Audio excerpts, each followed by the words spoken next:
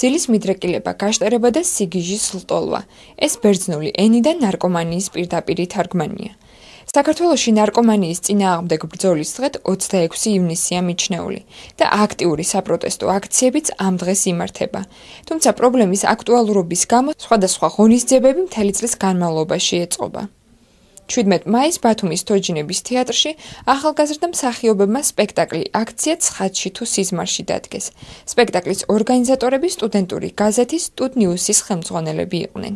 დავწყვეტეთ იმიტომ, რომ მოგეხსენებათ ნარკომანია საქართველოში ძალიან დიდ პრობლემას წარმოადგენს და ჩვენ გვინდოდა ამ სპექტაკლით დაგვენახებია ხალხისთვის, რომ პრობლემა არსებობს და თითოეულმა ჩვენთანმა ჩვენი წვლილი უნდა შევიტანოთ ამ პრობლემის გადაჭრაში. მოყვარული თეატრის დასის მსახიობებმა საკუთარი ოსტატობით შეძლების დაგვარად გადმოსცეს ნარკომანიით დაავადებულთა და მათი ოჯახის წევრთა რეალური ყოფა.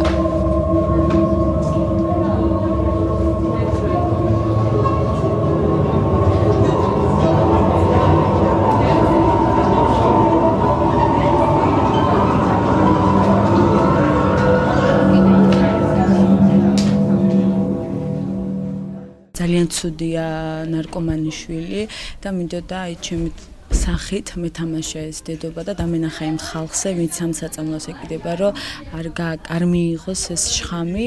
სპექტაკლის მზადება, ეს რეპეტიცია მიმდინარეობდა სტუდენტურ თეატრში. ძალიან რთული იყო ნამდვილად, იმიტომ არაპროფესიონალები ვართ მეც, ჩემი მსახიობებიც ყველა. და მგონი წარმატებული სპექტაკლი გამოვიდა. ნამდვილად კარგია ესეთი აქციები ხშირი, იმიტომ რომ ადამიანები რომელიც ამას იკეთებენ, ხო, შეეცადონ თავის დანებებას და რომელიც არ იკეთებს, იმან არ დაიწყოს რა. ნარკომანიასთან ბრძოლის ზუსტი წესები არ არსებობს.